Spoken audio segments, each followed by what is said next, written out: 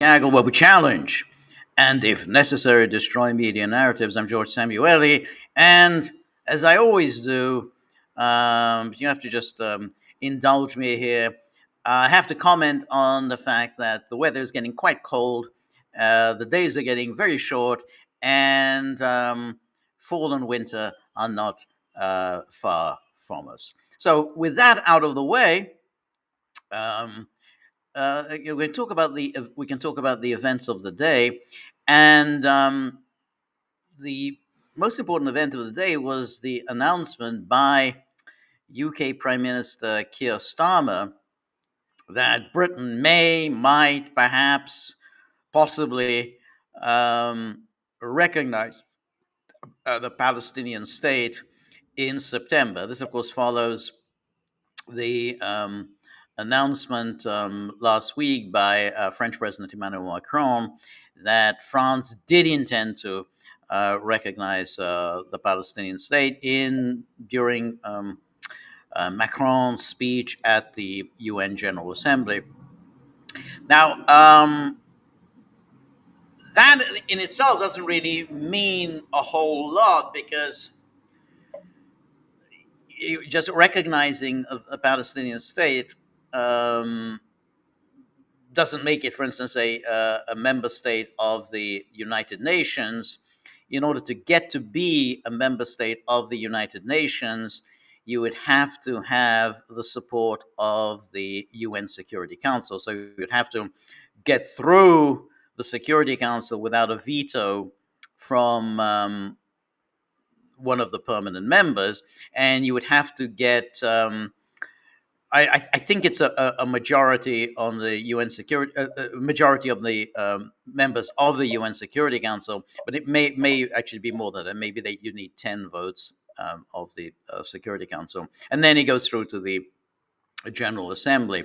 Now, the point is, of course, is that um, it can't get through the UN Security Council. The idea of a Palestinian state cannot do that because the United States would veto any such proposal, much in the same way, incidentally, that Kosovo, despite the entreaties of the Western powers, cannot become a member state of the United Nations because Russia always vetoes any such proposal. So that cannot happen. So let's first of all take a look at what Starmer actually said, because it was quite a weaselly statement. It wasn't in any way a forthright statement. Pasmo is, hello, George. Hello, Pasmo. Good to see you. And here we have, where are we? Yes, here's Starmer. And, oh, that's not, nope, wrong thing. And let me go back. So this is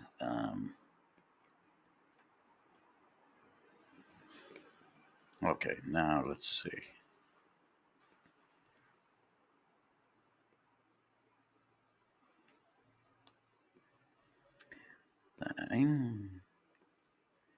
Yeah. So here is the statement, and so Starmer says, "Oh, our overwhelming concern is for the Israeli hostages and for the people of Gaza." Notice he says he mentions the Israeli hostages first, rather than the people of Gaza. After all, 20, maybe 20 living hostages, and whereas there are 2 million people in Gaza. And then he says, we demand an immediate ceasefire to stop the slaughter, that the UN be allowed to send humanitarian assistance into Gaza on a continuing basis to prevent starvation, and the immediate release of the hostages. And then goes on. We also need a comprehensive plan to end this misery and get to a long-term settlement.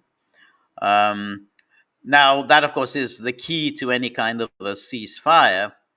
And it was something, and we'll come to that, Trump resolutely, no matter how many times the question was put to him, resolutely refused to associate himself with any kind of a long-term settlement. And as we are committed to working together with our international partners to develop a credible peace plan for the next phase in Gaza that establishes transitional governance and security arrangements and ensures the delivery of humanitarian aid at the necessary scale. This must be accompanied by the withdrawal of Israeli forces and the removal of Hamas leadership from Gaza as key steps towards a negotiated two-state solution. Well, a two-state solution that's way, way, way down the road. I think removal of Hamas leadership is reasonable. I think clearly Hamas has proved itself unworthy of leadership. I mean, it led the people of Gaza into catastrophe. It had to have known how Israel would respond to October the 7th, and therefore they essentially presided over this infliction of this horrific misery on their people. And so when you have leadership like that, I mean, that kind of they you know, they don't really deserve a continuance. So I don't have a particular problem with that. But of course, Israel isn't really prepared to accept any kind of leadership in Gaza. And so, therefore, whether it's Hamas or anyone else, they're not going to accept that leadership. Um, and then we welcome the steps by President Abbas, and it should be the basis of comprehensive reform of the Palestinian Authority. I always love it when they say comprehensive reform of the Palestinian Authority. What about a comprehensive reform in Israel? I mean, we can't have these nutcases holding key positions in the Israeli government. And then we have long been committed to recognizing a state of Palestine, but we haven't done it. As our election manifesto said, Palestinian statehood is the inalienable right of the Palestinian peoples. It is not in the gift of any neighbor, and it's also essential to the long term security of Israel. We are committed to recognizing a Palestinian state as a contribution to a renewed peace process, which results in a two-state solution with a safe and secure Israel alongside a viable and sovereign Palestinian state. So this is okay. We are committed to recognizing a Palestinian state, and now he suddenly says it says conditions under which he will not recognize it. In other words, if Israel can meet certain conditions, he's not going to do it. But if Palestinian statehood is the inalienable right of the Palestinian people, then it's not a gift of any neighbor, and it's also essential for the long-term security of Israel. Then there should be nothing. There are to be no conditions that Israel has to meet before the Palestinian state is recognized. But here he goes on, Hamas and the usual Hamas terrorist organization must not be rewarded. We have been unequivocal in our condemnation of these evil attacks and our support for the right of the state of Israel to self-defend. So there's the usual palaver about Israel's right to self-defense. So you've been talking about the humanitarian catastrophe in Gaza, and then you talk about Israel's right to self-defense. Well, what has self-defense got to do with infliction of a humanitarian catastrophe? I mean, yeah, everyone knows what self-defense is, that it doesn't entail infliction of inhuman conditions on unarmed civilians. Hamas must immediately release all the hostages, sign up to an immediate ceasefire, accept that they will play no part in the government of Gaza, and commit to disarmament. Now, so far, we've only had one mention of an Israeli withdrawal from Gaza. We've had any number of mentions of Hamas, but nothing about this Israeli withdrawal. And then we are determined to protect the viability of the two-state solution, and so we will recognize the state of Palestine in September before the UN General Assembly. And then here are the conditions, unless the Israeli government takes substantive steps to end the appalling situation in Gaza. So if Israel takes substantive steps, we won't recognize the state of Palestine. What is the logic of that? I mean, if the Palestinians have a right to self-determination, they have a right to their own state, then what the hell does it matter whether Israel takes substantive steps to end the appalling situation in Gaza and commits to a long-term sustainable peace? How do you commit to a long-term sustainable peace? Do you just make an announcement? Yeah, we're committed to a long-term sustainable peace. Yeah, yeah, yeah, yeah. We're there. Yeah, yeah. Um, so naturally they'll say, yeah, what is Israel going to say? Yeah, that's this appalling situation in Gaza, all the fault of Hamas, and yeah, we're absolutely committed to a long-term sustainable peace, including through allowing the UN to restart without delay the supply of humanitarian support to the people of Gaza to end starvation. Again, Israel will say, yeah, we're doing it. It's just that UN is not going in. I mean, the UN is just holding up the distribution of food. I mean, it's not doing it. Agreeing to a ceasefire and making clear there will be no annexations in the West Bank. And then we will make an assessment ahead of the UN General Assembly on how far the parties have met these steps. No one side will have a veto on recognition through their actions or inactions. But the recognition by itself will not change the situation on the ground.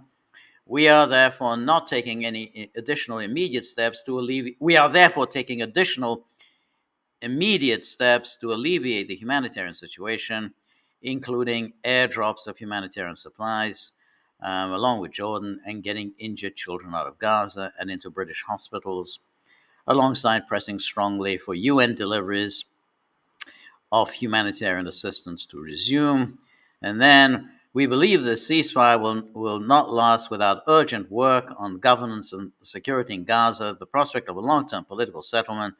We are therefore preparing a plan with our key allies for long-term political negotiations and a two-state solution. So this is a Weasley announcement. And here, appropriately, Sir Ed Davey, the leader of Britain's Liberal Democrats, said, and this is hardly a very inspiring figure, he says, the Prime Minister's announcement marks vital progress towards UK recognizing Palestine as a state, a crucial step towards a two-state solution, which would bring dignity and security for Palestinians and Israelis. And then Liberal Democrats welcomed the step, but urged Keir Starmer to go further, listen to Parliament, and recognize Palestine right away.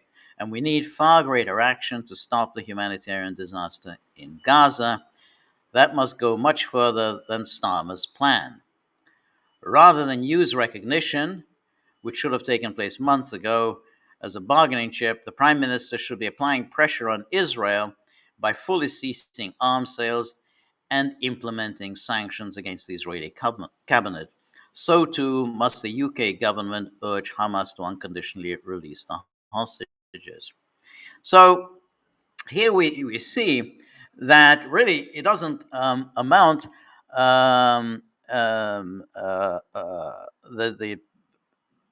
it doesn't really amount to a whole lot if you don't recognize Palestine right away. I mean, and there's no reason why he doesn't do it. As Starmer admits, actually, it's not going to change anything very much on the ground. It's a symbolic step. So there's no reason why he can't make that symbolic step because he accepts that the Palestinians have this right to statehood, and we can't have any country having a veto over it. Now, Netanyahu has already announced that this is rewarding Hamas. He said the same thing to Macron. Now, I do think, though, that there is a symbolism on the so, there's a symbolism in Britain recognizing the Palestinian state, if it indeed does so, rather than just kick the can down the road and do nothing much about it. If he does recognize Palestine as an independent state, that means 4 out of 5 of the permanent members of the UN Security Council. So four out of five great powers, 4 out of 5 nuclear powers recognize an independent Palestine. Um, Now, most of the world, with the exception of the West, recognizes Palestine. So if you just look at the map, almost all of the world recognizes Palestine. Who doesn't? Most of Europe, United States, Canada, Australia, and of course Japan. I think South Korea. I'm not sure about South Korea, but I think South Korea as well. Um, if Britain and France um, do recognize Palestine, that would have an effect in Europe. I mean, I think it would have a domino effect. I mean, there are already a few European states that do recognize Palestine: Spain, Slovenia, Ireland, I think Norway. Um, but with Britain and France together, that that could trigger Italy joining, um, and then the pressure will build on Germany. Now Germany really doesn't want to do this. However, Germany never really likes to be out of the mainstream, and so however much Germany talks about its sort of special relationship with Israel and everything, it doesn't like to be out of the European mainstream. So there will be pressure on Germany. Um, the question then is, as I say, that doesn't mean you get to the membership of the United Nations. That you have to get the UN Security Council to sign off on that. Won't happen because of the United States. But the fact that the Palestine will have embassies in a number of states, that's going to have some effect, and it does reinforce Israel's isolation. And as I pointed out, I think yesterday, when we had an exchange with Peter, Israel cannot simply wipe out 2 million Palestinians. It cannot starve 2 million Palestinians to death. It cannot do it. It's simply the world will not put up with it. And we're seeing the effect of this, that the world isn't going to put up with it. You hear this talk from Starmer, you hear this talk from Macron. This is more and more of states that are actually quite friendly towards Israel, saying that they cannot stand by and watch the starvation in Gaza, and that's why Israel has had to essentially concede and allow food and medical aid to go in. Now, of course, nowhere near at adequate levels, but they have to make this concession. I mean, it's simply Israel cannot wipe out 2 million people. It cannot happen. However monstrous the state is, and there's no disputing that the Israeli state is monstrous. It acts in a horrific, monstrous, barbaric way. But I think that's something different from simply asserting that Israel is just going to wipe out 2 million Palestinians, out of existence. I think that's not realistic. But anyway, S.C. Dillon says cannot do it versus that they're doing it. They're not doing it. That's why they've made this. They've been forced to concede. Now, are they making life intolerable? Yes, they are making life intolerable. That's something different from actually starving people to death. Ever Ready says some people starve, some play golf. Yeah, that's true. Yeah, I mean, look, I don't think there's a dispute that this is just monstrous and horrific. What Israel has done, barbaric. I go along with all of that term. But that doesn't mean that they can get away with this. That doesn't mean that they can do it, and and you can see the fact that people like Starmer and Macron and the rest of them talk in this way, that simply they will not tolerate it. And that's why I said the world just simply will not tolerate Israel doing this, because, and ultimately, Israel is a vulnerable country. It's a very, yeah, it's stronger than its neighbors, but it's a kind of a weak and vulnerable relative to the rest of the world. So if the rest of the world applies pressure on Israel, Israel will have to succumb. Um, Now, I want to now take a look at the presser involving Trump and Keir Starmer yesterday. I mean, first I want to take a look at how Trump handled questions about Gaza, and then I want to take a look at how Trump handled questions about Putin. Um, so let's let me just look first at Gaza. This is at this Turnberry golf course. It's really very, very nice. I mean, Trump has acquired all these very nice pieces of property. I mean, this is a very swanky golf club. This is where they play um, the British Open, and as I was said yesterday, that was the scene of that memorable British Open, shootout between Jack Nicklaus and Tom Watson in 1977, which I watched in real time, and it was kind of amazing because they were obviously the two best golfers in the world, and they were both playing outstandingly. I mean,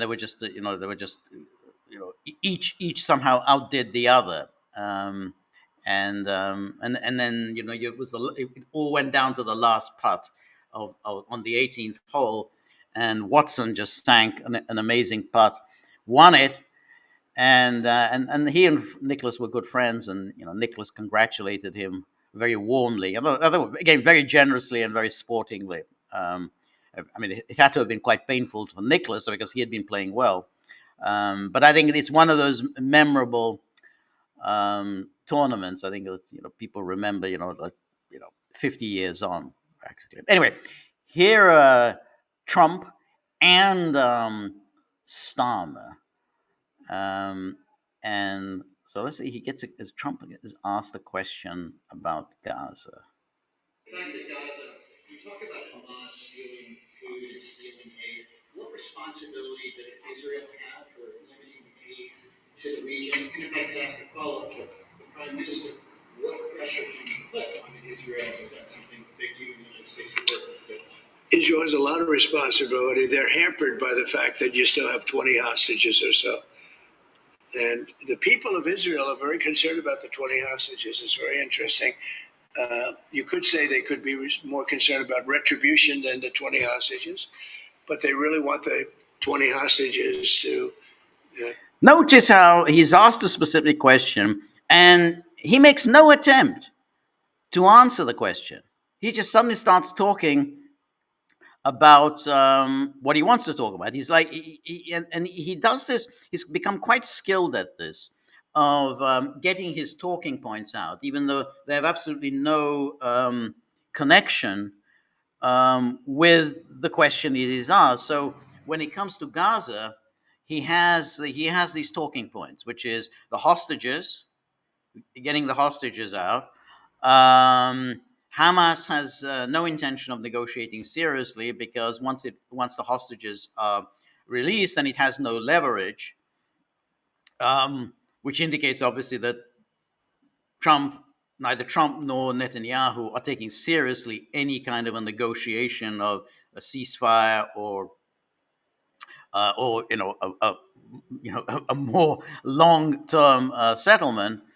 And then when he's pressed, he kind of brings up Iran, and so it's just interesting how he just knows what talking points to address, and it's very if you contrast his answers on things that he knows about and things that he's actually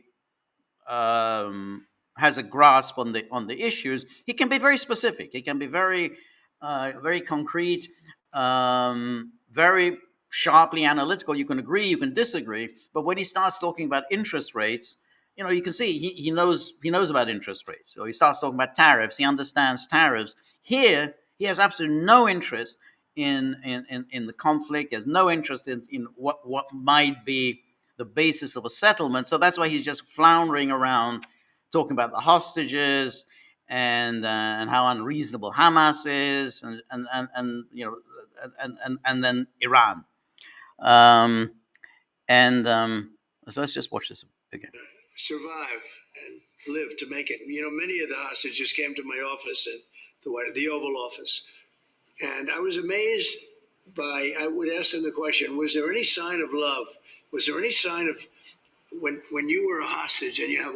Oh, the essay Delentam asked, what was the question exactly? The question was, what can Israel do to facilitate the delivery of food to Gaza? I think delivery of humanitarian assistance to Gaza. I mean, it was hard to hear, but that was the question. All of these people from Hamas around you, sometimes 100, sometimes 10, sometimes 2, but you're a hostage and you're being stored in a pipe. It's not even really, a cave, or it's a pipe, a little pipe. And some said they didn't think they were going to make it because they were losing air. There wasn't enough air, and they'd open up the pipe just in time, but they didn't do it on purpose. They just happened to open it. They got lucky. But I said, did they ever wink at you and say, like, don't worry, you're going to be okay? Did they ever give you some extra food, even if it was a piece of bread? Did they ever give you anything during that time? And some were there for 400 or 500 days now, right? It's a long time, a year and a half, more than that. And not one person said there was any love from anybody. In other words, you have hundreds of people, and you see it in the movies where somebody's a prisoner, somebody's helping. You even see it with Germany, where people would be let into a house and live in an attic in secret. You see signs of something. So here he is comparing Hamas unfavorably to Nazi Germany. I mean, just he slips that in about Germany, all of which, I mean, it has nothing to do with the question specifically. It wasn't about Hamas. It was what can Israel do to facilitate the delivery of humanitarian aid. He resolutely does not address that. Then he just simply starts going on and on about Hamas and the hostages. Now, of course, the hostages was horrific. I mean, what they had to endure was horrific, and many, number of them died. However, if you were concerned about the well-being of the hostages, then probably just waging this unremitting war in Gaza was not really the best way to ensure their well-being. It was only during the ceasefire back in November 2023, and then the ceasefire earlier this year, that any of the hostages were released. And that's clearly, you have a ceasefire, the hostages are released. If you go on fighting and destroying Gaza and killing en masse, then the hostages are not released. So here is thinking about how this terrible conditions of the hostages, and again, I'm not disputing that. Though incidentally, a number of the hostages came out looking not too bad. I mean, obviously not great, not in the peak of health, but they looked in better condition than the Palestinians who were released from Israeli jails. I mean, you look at those people as when they're released, and they look like walking skeletons. So the hostages um, who were released actually looked a lot better than the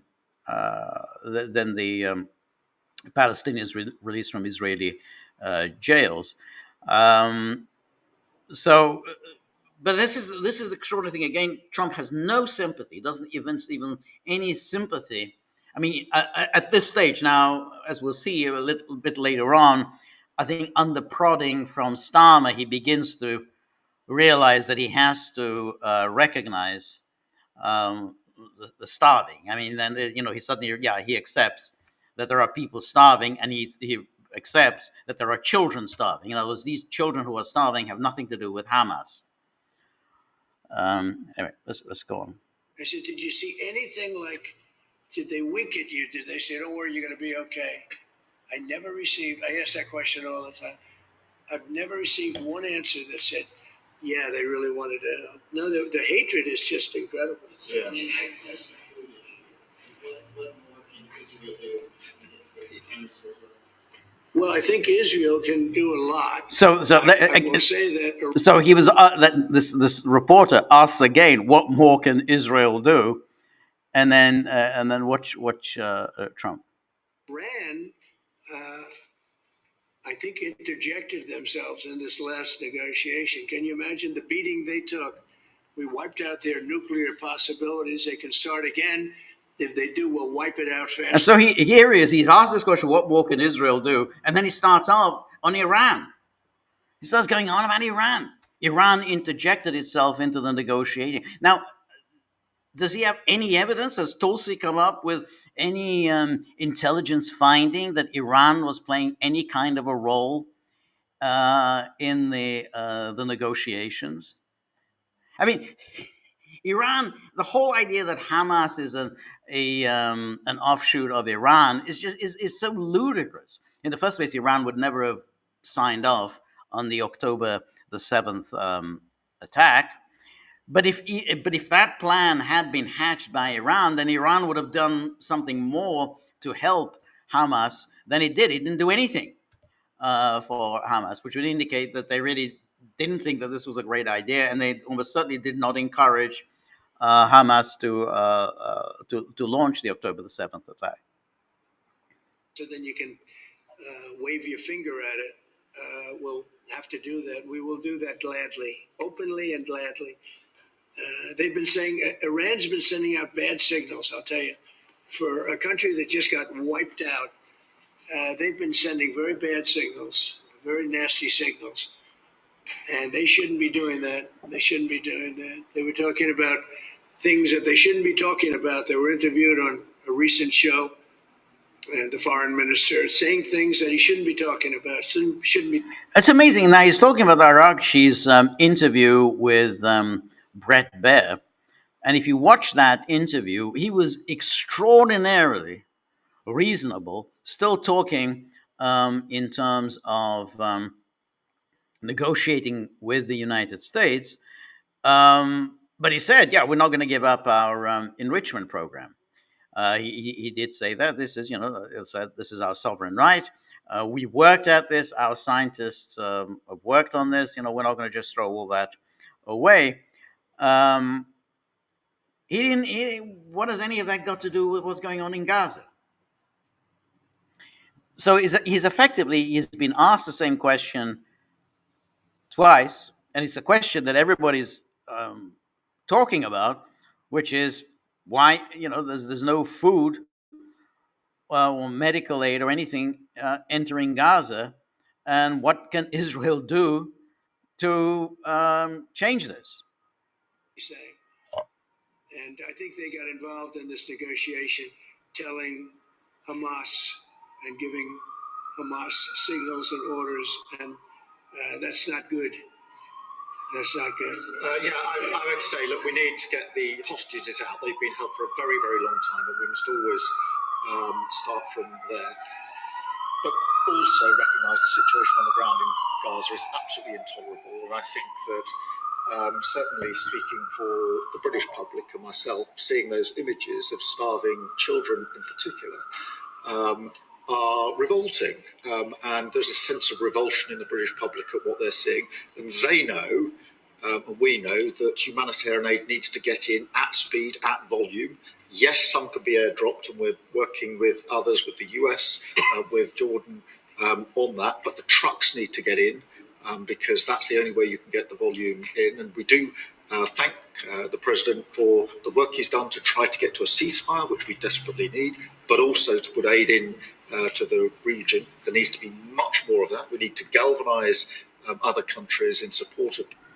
So notice how at least Starmer, I'm obviously no fan to say the least of Starmer, but he manages to make at least a cogent answer, which is, yeah, of course, October the 7th, terrible, Hamas, terrible, but there's a humanitarian crisis that needs to be addressed immediately. Anyway, let's move on a little bit.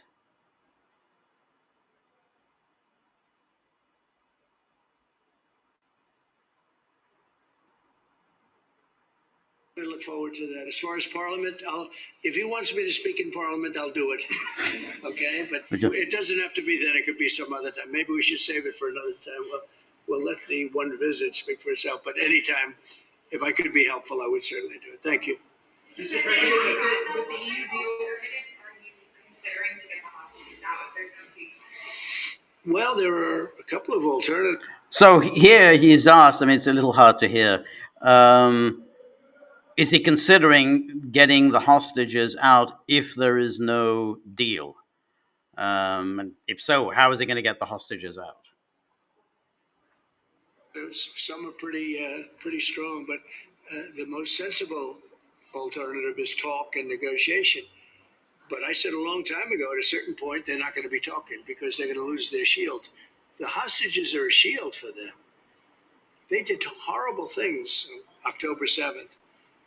And the hostages are a shield. And I said, you're going to get down a number, and the number's going to be at a point where you're not going to be able to get them back unless you're going to be very energetic, or to put it a different way, unless you're going to be very ruthless and violent. It's a bad situation to be in. But notice again, he's talking about we. He's doing this we thing, as he did with Netanyahu at the time of Iran. So he's somehow suggesting, and I don't know what exactly he means, is the United States is going to get involved in Gaza to rescue hostages. I don't know how the United States is going to do that. If it were a straightforward matter of sending in some Delta Force squad to rescue them, that would have been done already. I think that's just simply, well, we're going to be ruthless. Well, what's the plan? I mean, how are you just going to be ruthless? But he's saying we, so we are going to do something. Why? Why is the United States going to bother itself with Gaza? Is the United States occupying Gaza? Is Gaza a responsibility of the United States? And but somebody, he's again identified himself and identified the United States with the cause of Israel. Very bad. Mr. President, with the EU deal last night. All right, and then one last one on this. So let's see.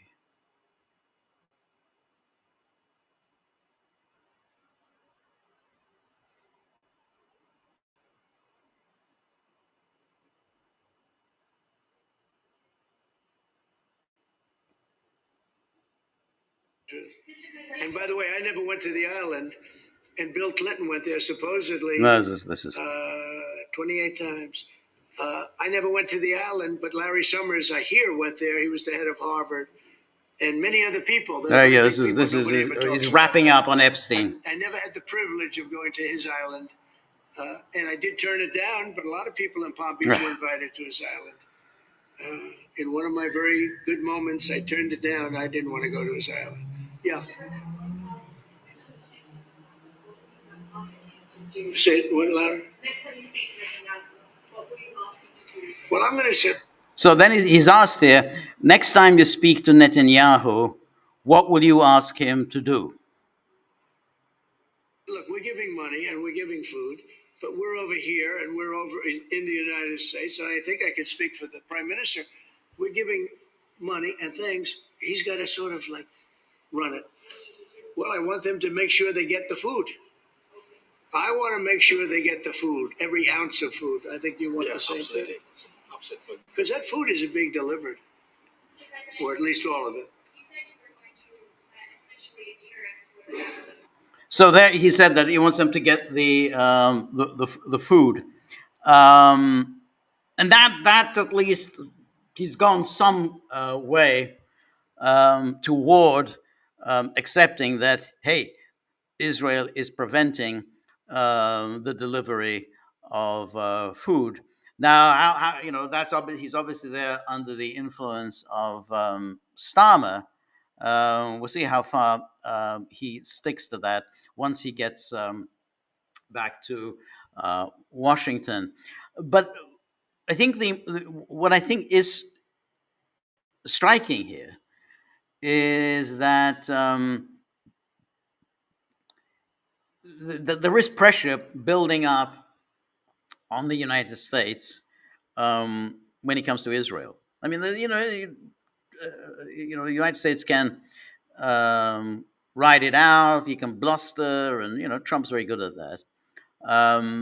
But this is leading to a serious isolation, diplomatic isolation for the United States, and so the United States then gets lumbered with responsibility for this the famine. So I think that the moment Trump is here acknowledges there is famine, and he's got to get the food in. The food has got to go in. That's something. Now, is he going to go back to going on about Iran and Hamas and the hostages? Yeah, maybe. But you can see that even here, the pressure is building up on him. Now, the other thing, of course, was his announcement during this presser on that he suddenly, he'd given this 50-day deadline on Russia. So Russia has 50 days during which it can reach a ceasefire or reach some kind of a deal with Ukraine. And then once the 50 days are up, the United States will impose secondary sanctions on essentially Russia's key trading partners, namely India and China, those who actually import the oil and gas from Russia. So it's not so much sanctions on Russia, but the secondary sanctions on Russia's trading partners. So that was the plan. He had said that he had set this 50-day deadline. But yesterday, he kind of said, well, no, you know what? I don't want to, I don't want this 50 days. Let's make it 12 days. I think 12 days starting now. So let's take a look at what he said. So.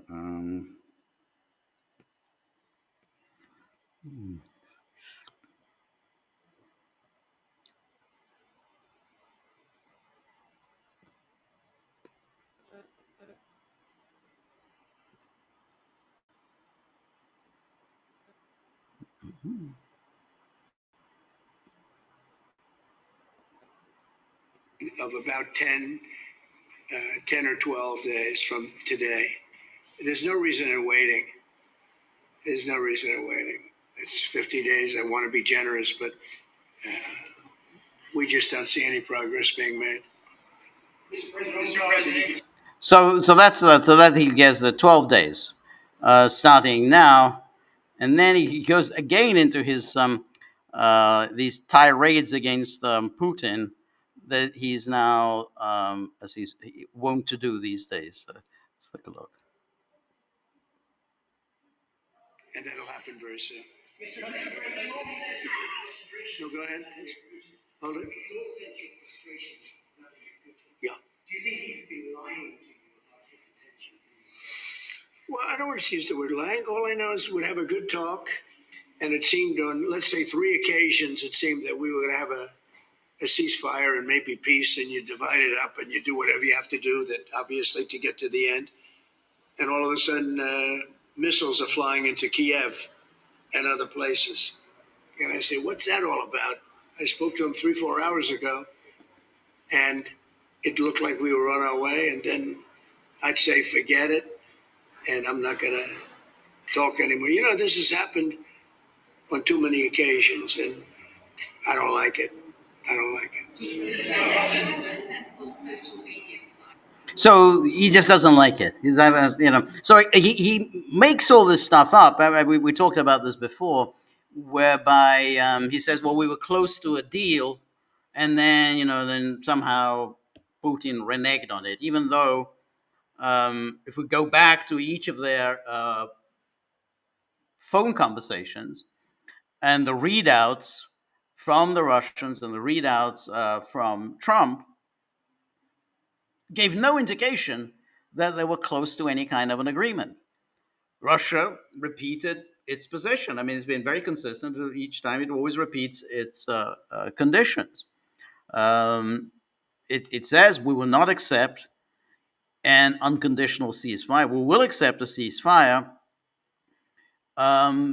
during which there would be no NATO arming of Ukraine. That's no redeployment of Ukraine forces during this ceasefire. Alternatively, we will accept a ceasefire as long as Ukraine withdraws from the 4 oblasts and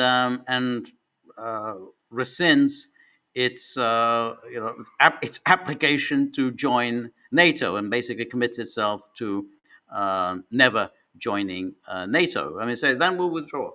Then we can have a ceasefire. So basically, Russia has been consistent saying these are the 2 conditions under which we would accept a ceasefire. So Trump is just making it up that we were close to an agreement. Trump, Russia's never given any indication that it was it was an agreement. But then he goes on. Let's see.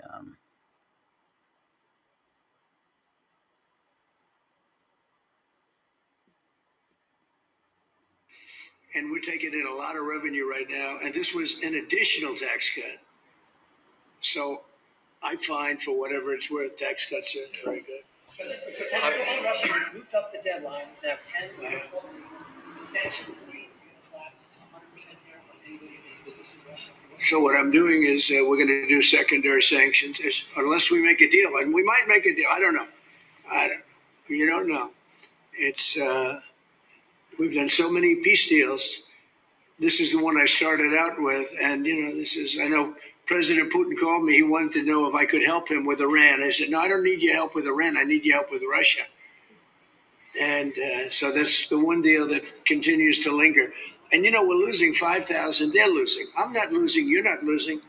But 5,000 Russian and Ukrainian kids a week are dying.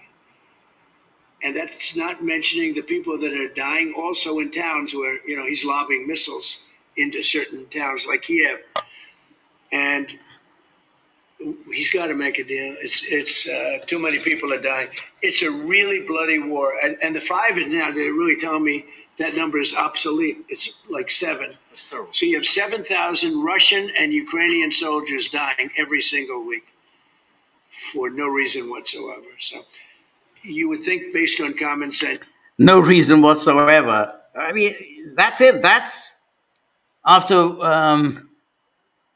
this has been 3.5 years, and your conclusion for no reason whatsoever. You may think that this war should not have happened, that this war shouldn't be taking place.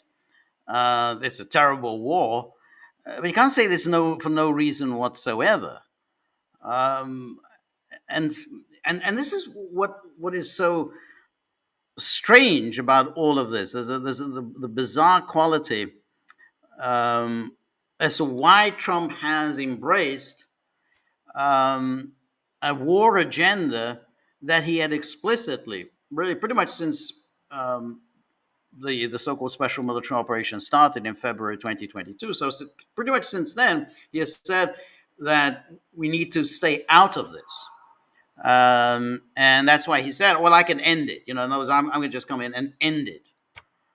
And so because basically it has nothing to do with us, and the consequence of waging a proxy war against Russia is that it drives Russia and China together. China is our main adversary, and it doesn't make any sense to bring Russia and China together against us. That was his position. And now he has embraced the exact opposite position. There he is. He's sitting there, Keir Starmer, and he, in agreement, just as when he was sitting with Mark Rutte, the NATO Secretary General, in the Oval Office. There they were, in apparent agreement. The very policy that he had denounced as being waged by warmongers, interventionists, neocons. They were the only ones who wanted this war in Ukraine. So Trump was never going to have anything to do with that. And now, this is the cause that he has embraced. you would think he'd want to make a deal. We'll find out. And then again, let's have another look.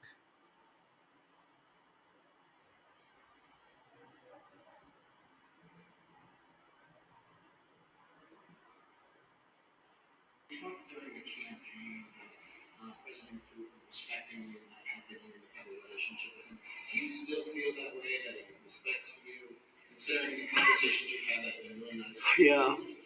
I've always gotten along with President Putin. I had a great relationship with him. And he went through the Russia hugs, too. It was, we used to talk about it. We used to say, it's too bad we really can't do anything between our countries. Because if we did, they'd say, Look, I was tough on Putin because I was the one that closed up Nord Stream, and Biden came along and opened it up. I was very tough on Putin in one way, but we got along very well. And I never really thought this would happen. I thought we'd be able to negotiate something, and maybe that'll still happen. But it's very late down the process, so I'm disappointed. And the funny thing is that their economy isn't that big, and it's having a hard time right now. But it's a relatively small economy, a strong military, but strong economy. And it used to be a strong economy. Now it's not. He's going through a lot. Economically, it's not easy, but it's pretty small, compared to that magnificent size of that land. The land is massive. It's got, I guess, 9 time zones or something. It's a massive piece of land. Russia could be so rich. It could be so rich. It could be thriving like practically no other country. And they're holding that back because we can't. He wants to do trade deals with us. He talks about it all the time. He wanted to.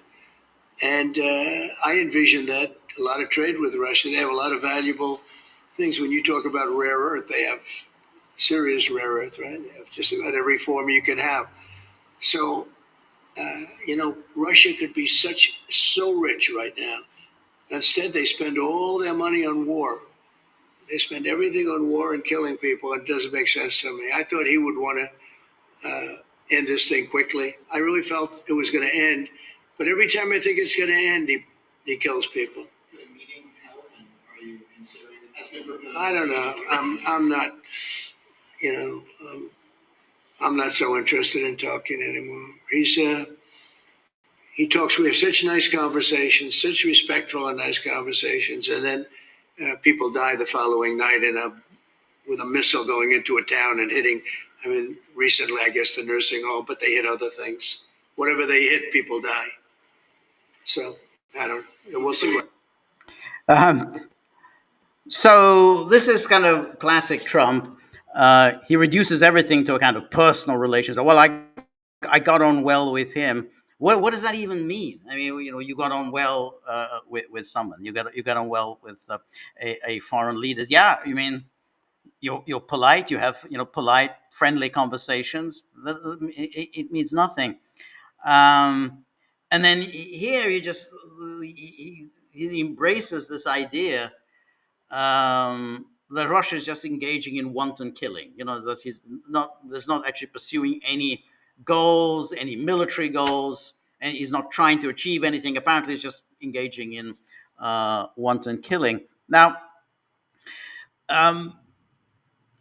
that if you don't really understand or you're not interested in what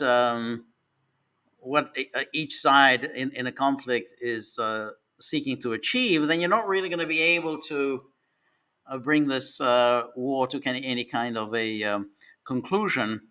And this is where Trump seems to be just walking into an absolute minefield, because I don't, obviously we don't know whether he will indeed impose this 100% tariff on everything coming in from China and India, or whether are there going to be all kinds of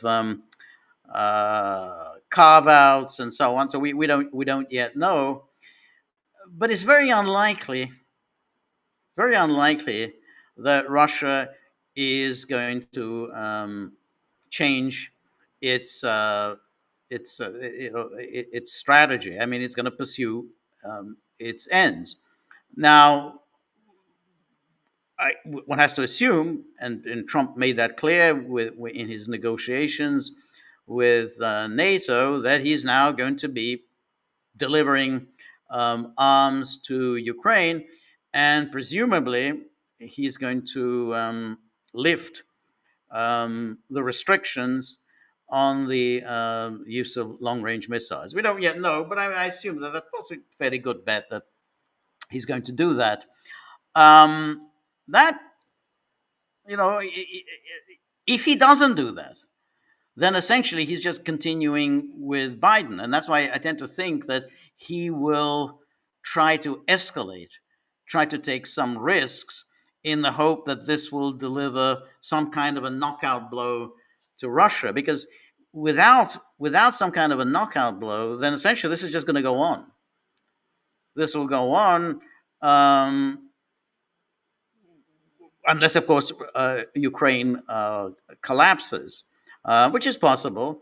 But one has to assume that before Ukraine collapses, America's going to put an awful lot in. NATO is going to put an awful lot in to prevent a Ukrainian collapse. I mean, if it collapses, and then Russia has won. But I wouldn't count on that happening anytime soon. So in that case, Trump was going to be faced with the prospect that, hey, a year from now, the war is continuing, and Trump had said that he will end it. It hasn't ended, and it's just going on and on and on. And since he's made the issue that somehow the 5,000 are killed every week is just making this stuff up. He doesn't have any of these numbers. Then that's going to continue. And then he's going to say, well, 7,000. Now it's 10,000.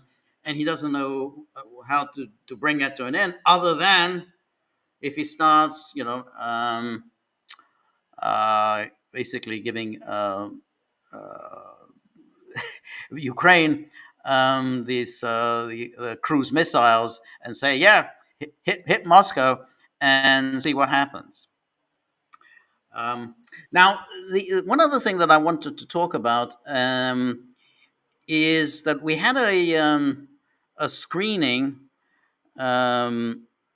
yesterday the Monday Night at the Movies, which was a Soviet film from 1985. It's on our locals page, so I encourage everybody to watch that movie. It's very hard viewing. I mean, it's not an easy film. The film was not come and see, and it it was it. As I say, it was made in the Soviet Union. Received 1985. Received all kinds of awards, and it dealt with the Katyn massacre in what is now Belarus, but it was Belarusia back then. Now the Soviet authorities, I mean, clearly were very unhappy about this film, and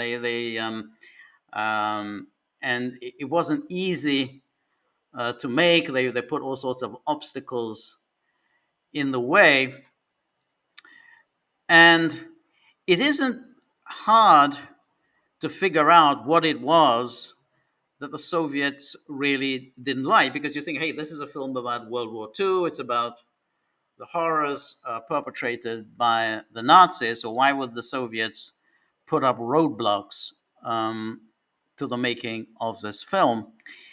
And I think the reason is, and what is most shocking is, I mean, there's of course a lot of violence, horrific violence, and just shocking to see. But the most stunning aspect of this film isn't so much the violence, but the extent of the collaboration with the Nazi occupiers, and that is really startling. I mean, this is extensive collaboration, and the Soviet authorities really were not happy about this, because it's a painful episode from the past that they really didn't want to highlight, which was the extent of the collaboration with the Nazis.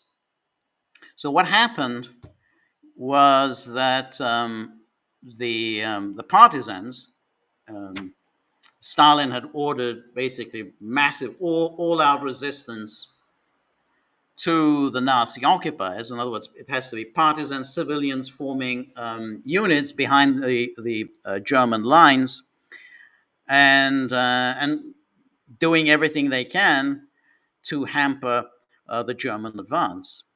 Now,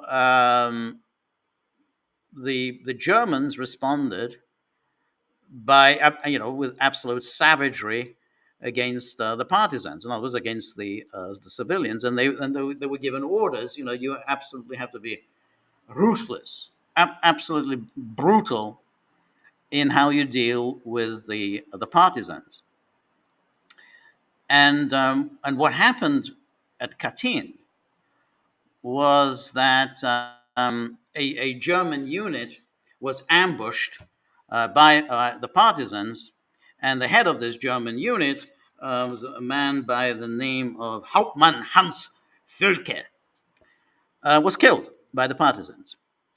Now, there was a bit of a problem, because Hans Völker wasn't just any ordinary German. He was the Olympic gold champion in the Berlin 1936 games. He set a world record and everything. He was a shot put champion, so he was obviously a great athlete. And I mean, the partisans couldn't, they didn't care. It's just, they were just killing fascist scum. What do we care?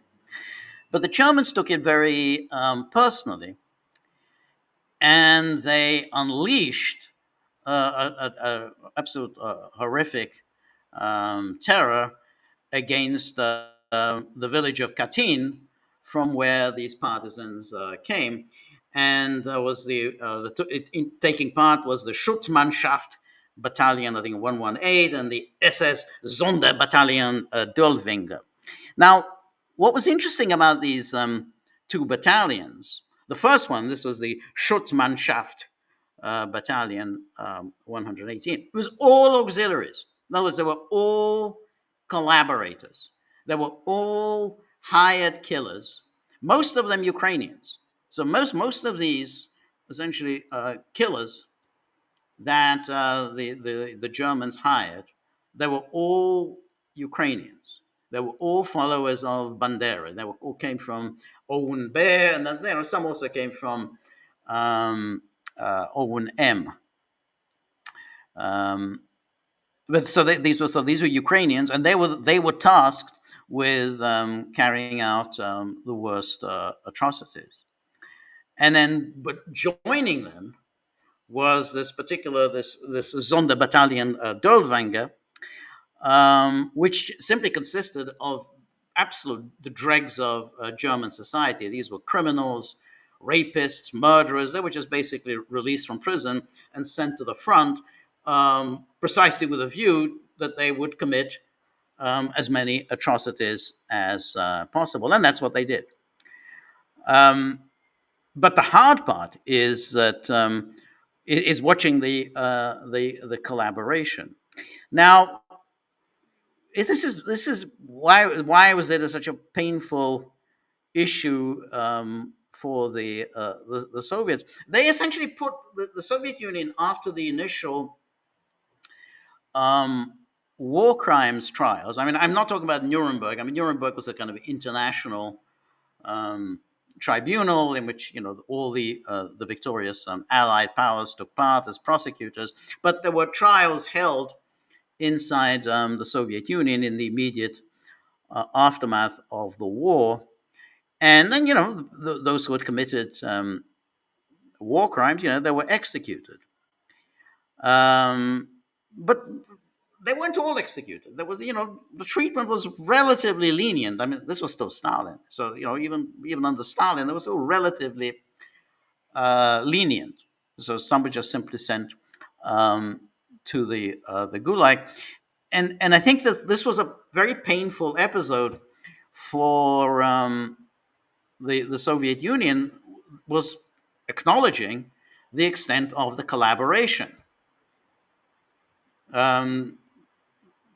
Because that in a way it's a testament to the unpopularity of the Soviet regime that so many were willing to collaborate with the enemy. And then after the death of Stalin in 1954, Khrushchev issued an amnesty to wartime collaborators. So wartime collaborators. So Robert says, why did the Nazis arrest Bandera? They arrested Bandera because Bandera was under the impression that the Nazis, in return for his collaboration, the Nazis were going to give Ukraine an independent statehood.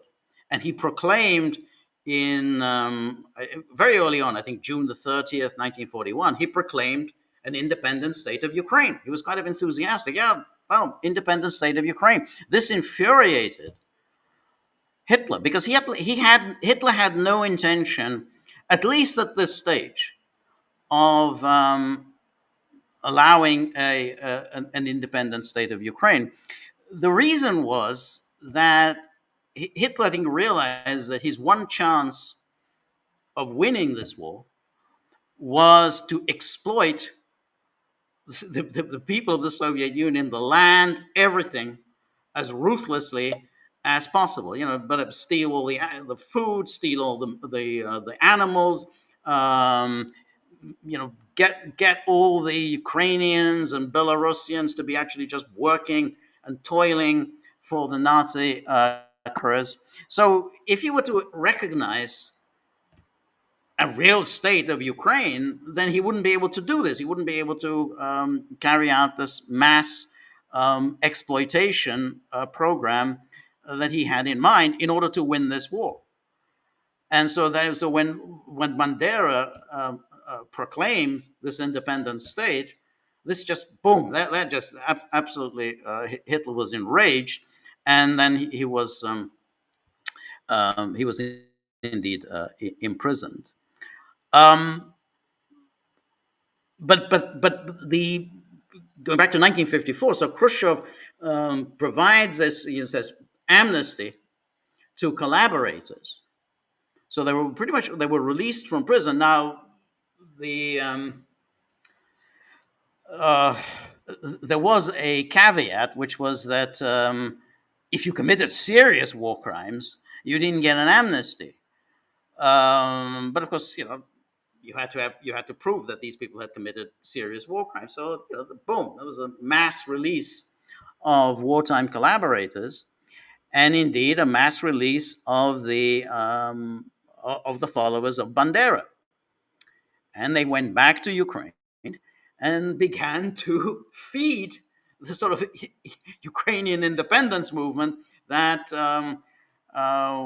we really began to sense in the 1980s. So this was 1954, and then a generation later, we suddenly see, whoa, we got all this Ukrainian independence movement. It was all coming from all the Banderites who had returned to Ukraine. Now, it's a very interesting question. Why did Khrushchev do this? Why did Stalin kind of pursue a relatively lenient policy? Now, in part, I think that they wanted to, put a lid on this great embarrassment of the this collusion. And really, they needed all the manpower that they could get in order to rebuild after the war. But in part also, I think that they wanted to divide and rule.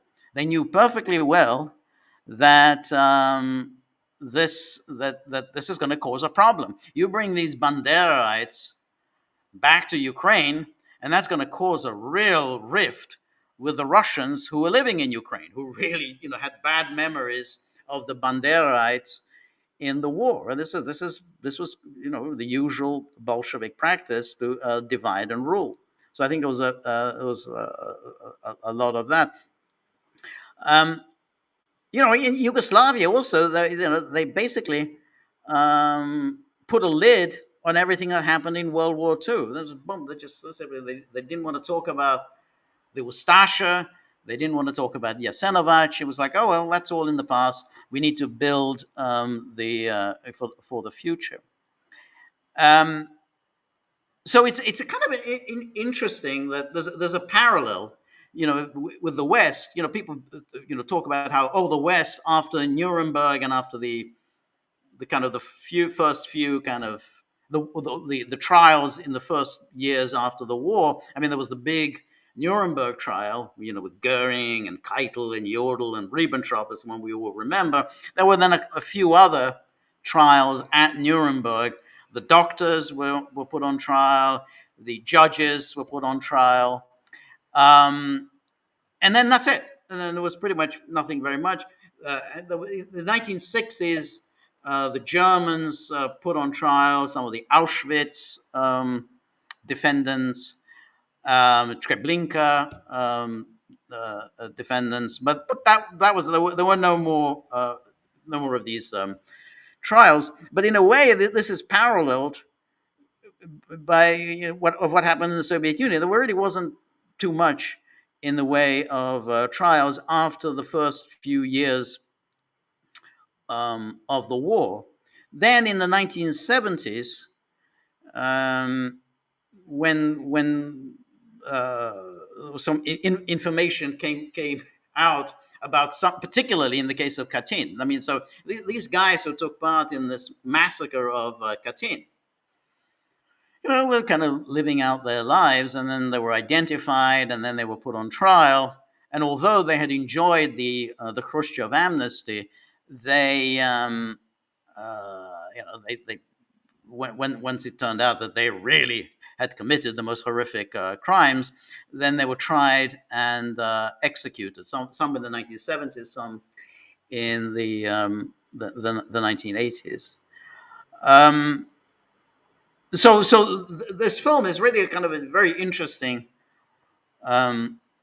insight into all of that. But the shocking part of it is the people, the killers, the ones who are carrying out these massacres. They're not speaking German. They're speaking Russian. And because these are just the collaborators, so they're speaking in Russian. And I think that was that I think is the most shocking part of the film, and I think that's what really irked the Soviet censors. But anyway, do please watch the film. It's on our locals board, and as always, do please read Cynthia's excellent insights into the film, the actors, the director, and everything. It was really, really, really interesting. So so now let's go to our locals page, where the people who keep the dogs fed go and make sure that there's food on the table. And so really appreciate our gagglers. And so the first question is Danaki. Always very good to see you, Danaki. He says, "Dear George, do you think Trump would make good on his sanctions threat on secondary countries like India and China? And do you think these countries would value the relationship with U.S. more than with Russia?" You know, I, I think that they do value their relationship with the U.S. more than with Russia. I think that the illusion about the multipolar world and their particular fondness for Russia, their alliance with Russia, I think that's all illusory. They don't have any particular fondness or collegial attitudes towards Russia. They're pretty much interested in their own national well-being. So I think when it comes to their economies, then access to the U.S. market is absolutely crucial to them. Now, of course, they also need their energy. So if they don't get their energy from Russia, then where would they get it? Uh, so I guess that's still up in the air how it's going to work out, because they can start making moves towards lessening their dependence on energy imports from Russia. And I would imagine what they'll do is they'll go to the Americans and say, look, it's a long-term process. We can't just simply go cold turkey from one day to the next of having no more fossil fuel imports from Russia. But, if you cut us a break, we will begin to import our energy from somewhere else. Trump may be amenable to such a request. The problem is that where are they going to get their energy from? I mean, it's not like Saudi Arabia and Qatar and all the rest of them, and the United Arab Emirates, all the Gulf oil states can just simply turn on the tap and cater to the energy needs of India and China. These are bloody big economies.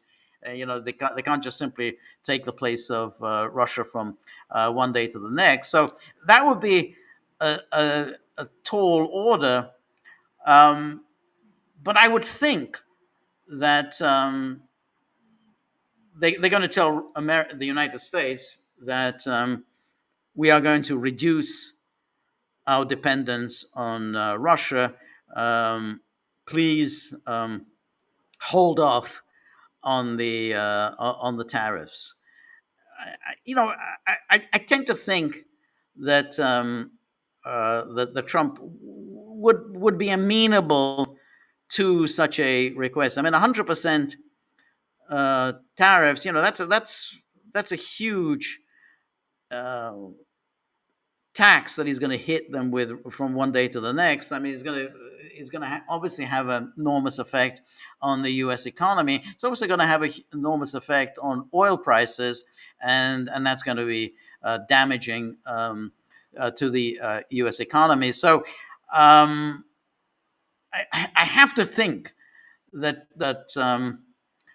Trump isn't going to go ahead with this. Or the 100%, that he's basically going to work out some kind of a deal whereby they commit themselves to gradually reducing their imports from Russia. But this it goes back to still the question that I asked earlier. Well, what happens then? Um, how does Trump get himself out of this? Because Russia is not going to cave. It's not on the cards. And now, but I think this will have a negative if they start reducing their energy imports from Russia. It will have a negative effect on Russia. There's no question. I mean that's Russia's source of revenue. On the other hand, of course, if oil and gas prices spike as a result of this, then Russia will continue to make money. We'd have to see what happens. But ultimately, it's still the question: what does Trump think he's going to do? I mean, how does this in any way get any closer to bringing this war to an end? Now, if however the argument is that's the whole point. NATO wants this war to go on. Okay, I mean that's a fair argument, and I've been saying that's all along. That's been the NATO goal. That was obviously Biden's goal, but it wasn't Trump's goal. And then essentially, Trump will be committed to a war that has no other purpose than its continuation. So anyway, Donaki says, also, people are getting a bit too hyped about the total EU capitulation of the US. There's a long way from promises to actual implementation and actual big numbers thrown around. Plus, most of the costs will be transferred to the US consumer anyway. As for the investment promise, they're already backtracking like Japan. Will it just be a face-saving exercise from all sides? Well, I don't know whether.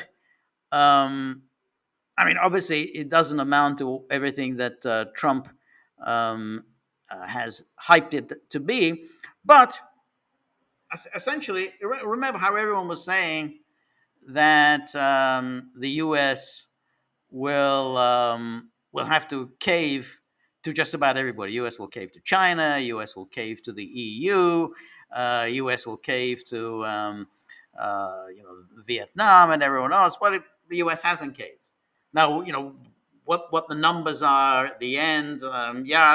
550 billion from Japan, the 600 billion extra investment from the EU, the 750 billion of energy imports. The 750 billion energy imports, I think that's almost certainly going to happen. Europe has to import its energy from somewhere, so I think it's going to have to do it from the United States. So that was going to be on the cards anyway, even without this deal with Ursula von der Leyen. But I think the EU caved. I mean, the EU gave Trump what he wanted, and the EU caved because it wants the war in Ukraine to go on. I mean, if the EU was ready to say, that this war is ridiculous, it's pointless, it's not serving our interests, I think they would have had a stronger hand to play with the United States. But since they want this to continue, and since the only way this war can continue is if the United States is on board, if the United States is underwriting the EU, if the United States is providing all the weaponry, all the intelligence, and all of that, then they had to pay a price. And I think that was it. That what happened at Turnberry was that the, the EU made clear that it was going to pay the price of keeping the Americans on board with Ukraine. So because they've been worried now for 2 years that Trump was going to walk away from Ukraine, so they were ready to give him what he wanted, and which was a trade deal. And basically that 15% tariffs. That's that's a hell of a lot more than the tariffs than they were paying before, and the U.S. will get much facilitated access to the EU market. So whether the numbers actually materialize, I don't know.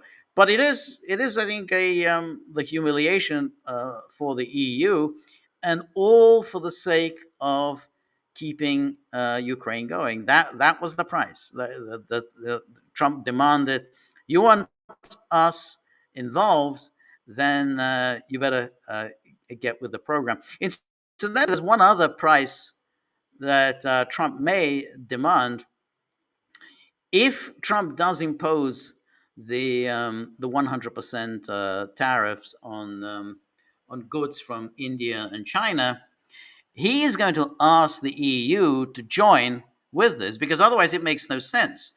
I mean, because if he says, well, hey, we Americans are suffering as a result of these tariffs because suddenly we're not importing goods particularly from China, we're not going to just allow China to dump its goods in Europe, and we're not going to just allow the Europeans to take advantage of us, since, hey, well, we put the tariffs, but you have tariff-free access to the EU. So he's going to say, you want us involved in Ukraine, you better also hit India and China, well, whether not necessarily 100% tariffs, but the big tariffs. So that's, I think, the next demand that Trump is going to have on the EU. You need to tariff India and China yourselves. Anyway, thank you, Danaki. And then Judy Hotchkiss, always good to see you, Judy. Thank you as always. Thank you for your generosity. Thank you for all of your really interesting observations. And Judy says, as stupid as Trump's new deadline for Russia may be, I would caution assessing it as Trump leveraging tariff policy in order to threaten Russia during Ukraine negotiations. I believe that it's more likely to be Trump threatening Russia about Ukraine in order to leverage against China and India during tariff negotiations. Deadlines for both negotiations now coincide, and Trump's big dream is to repeat his extreme successes with the EU and Japan. I agree with you. I mean, these secondary tariffs are directed at India and China. Russia is not going to change its policy. I mean, that's clear. So Trump just isn't going to be able to leverage this against Russia. Russia is not going to change this policy. The leverage is against India and China, and then therefore this is part of the ongoing negotiations with China. So whatever happens in Ukraine, I think that has a dynamic of its own. I don't think it has anything to do with the tariffs. And yeah, I mean, this is going to play a role in the negotiations with China. And I agree with you that so far, Trump is on a roll, contrary to when it comes to the tariffs. I mean, as I said earlier, I think his foreign policy is very, very dubious. So whether it's Israel and Gaza, whether it's Iran, whether Russia and Ukraine, I think he's not doing well on any of them. But when it comes to the tariffs, where I think he has an understanding of things, I think he's been very successful. I mean, he pulled this thing off with Japan, and he's pulled it off with the EU. I think these were successful negotiations, and I think he's doing this with China. I don't know whether he will be successful, but with China. But I agree that that's what it's all about. This is part of the negotiations that are taking place um, with China. But I do think, though, that both India and China will be under pressure to lessen their dependence on Russia. I mean, that will undoubtedly have an effect. I think they're going to start importing less from Russia because, in a way, they just, the world is closing in against them. I think that that option that they could just go on importing as much fossil fuels as they like from Russia and feel no consequences. I think that's gone. I think they're now realizing that, hey, it has consequences. It's not going to happen overnight, but they realize there are consequences to continuing to import energy from Russia. So I think that's going to, in the long term, is going to it's a problem for Russia. That I think India and China do depend much more on the United States than they do on Russia. Anyway, thank you so much, Judy. And so I agree with you there. And then Robert, always good to see you, Robert. And thank you very much, Robert, for your generosity. And Robert says, in exploring Buchanan's unnecessary war thesis, I came across the name of Timothy Snyder, who has written about Herbert Backay's hunger plan, a Nazi proposal to starve 30 million in the USSR. Oddly, Snyder, so attuned to famine as a genocide, seems to have said almost nothing about the current starvation crisis in Gaza. It is very striking. I mean, I haven't seen him saying anything about Gaza, but now that you mention it, it is striking that somehow he, of all people, with his with his bloodlands and his rabid views on Russia, and particularly the bloodlands, this the horrific wars that went on in Ukraine, Poland, in Belarus. That he doesn't say anything about Gaza. I mean, he's somebody who's so who's so attuned to atrocities as a means of warfare. Hunger as a means of warfare, and as he would put it, genocide as a means of warfare. So he said. He said nothing about that. I don't like anything Snyder has written. I mean, his book Bloodlands, I think, is not a bad book. If you put aside whatever objections you have to him and to his, all his political posturing, I mean, there's interesting things in that book. But I think it just goes back to what I was saying about this film, Come and See, which everybody should take a look at, is the extent of the brutality that the Nazis unleashed is indeed. It's just shocking. You go back and I know when well, we all knew that and so on, but they. What the Nazis did, when they invaded the Soviet Union is first of all, it was the classic case of an unprovoked attack. In other words, there was no pretext at all for this attack on the Soviet Union. The Nazis hadn't presented the Soviet Union with any grievances, any ultimatum, any kind of demands.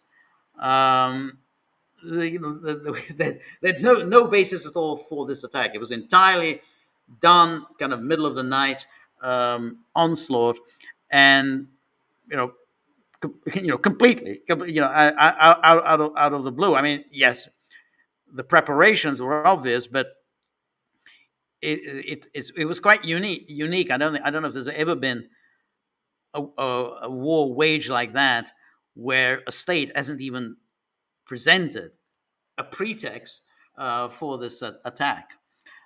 So that was that.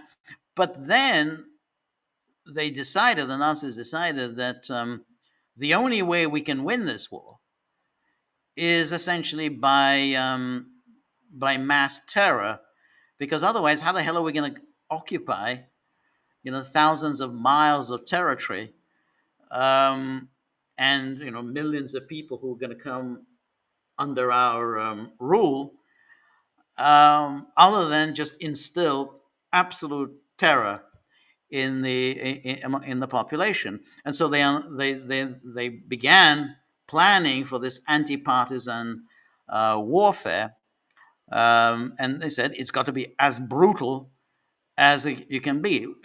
For one German soldier, we will simply slaughter 100 villagers, or 100 civilians. But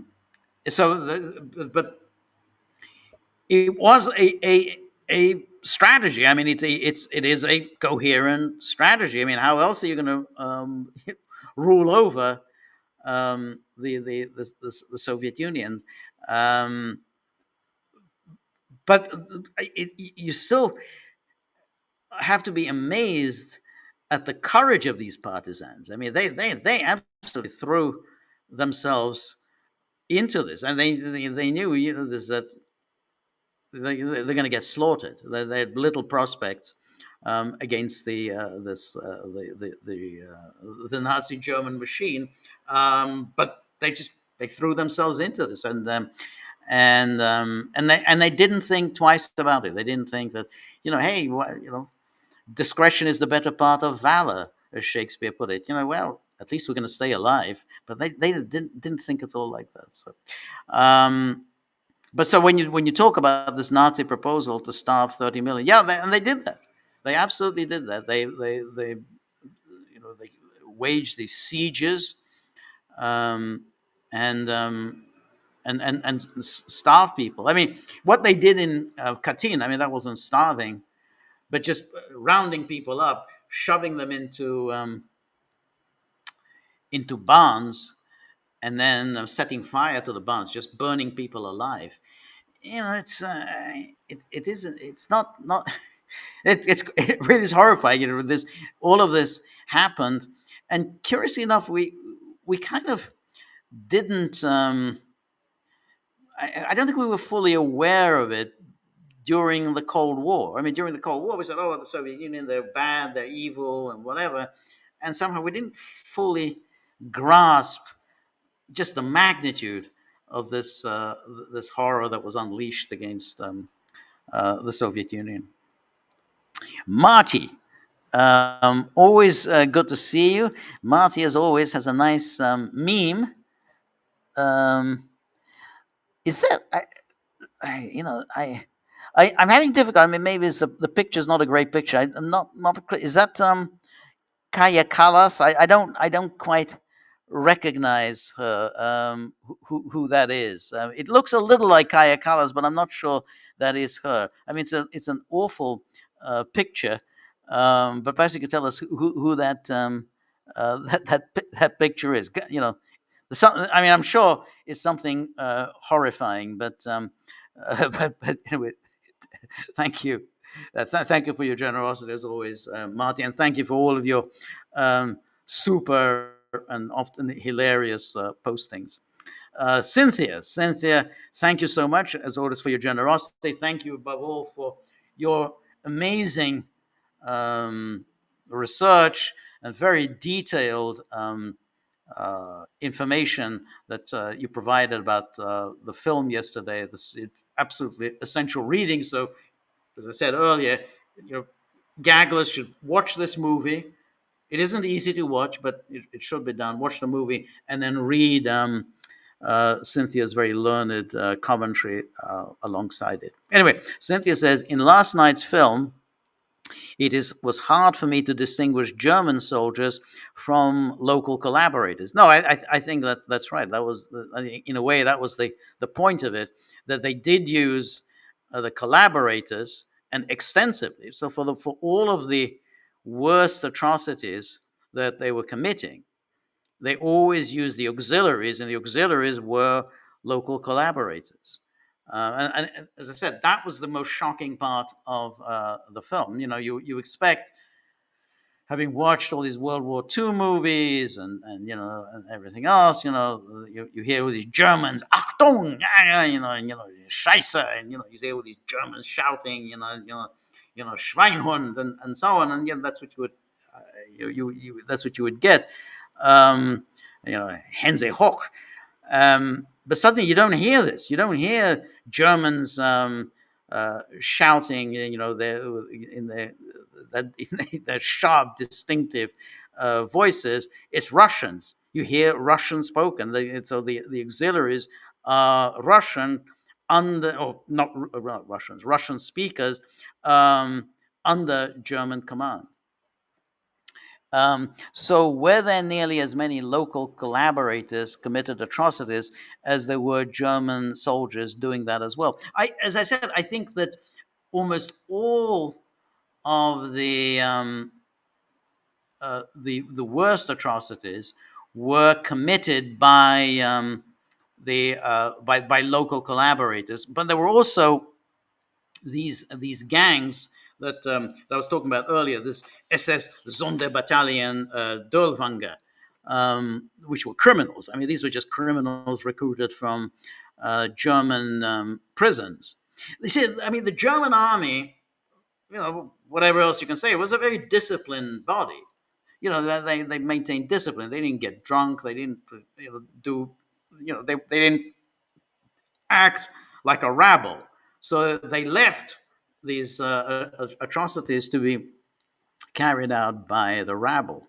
And some of these people, they'd taken part in the massacres at Babi Yar. These were the same people who did the Babi Yar. Again, Ukrainian auxiliaries at Babi Yar were co-opted for this. This was happening in 1943. So Babi Yar, that began in 1941. The executions at Babi Yar went on through 41 and 43. And so, but the people who took part at Babi Yar also took part here at Katyn. And why did the Germans leave behind some of their own, including some local collaborators, knowing full well they would be killed by poor partisan fighters? I imagine most countries wouldn't treat their allies as cannon fodder, let alone their own, unless it's Israel or Ukraine, of course. I'm not sure about that. I don't know whether they left them behind. I think that they were just simply ambushed by the partisans, or that they simply failed to follow the Germans. So I think that was just simply that they were ambushed, and they were captured by the partisan forces. So I don't know that they were actually left behind. I mean, in some places they were left behind because they were in charge. They ran the place, which is what happened in Ukraine. I mean, obviously they didn't recognize Ukrainian statehood, but they allowed these Bandera people to stay behind because they were running the place for the Germans. They were quite, so that's all they wanted. Hey, just run the place for us. Makes it easy for them, because otherwise, the Germans, they don't have time to administer the territories that they were capturing. So they they had to rely on the local collaborators to administer the territory behind the lines.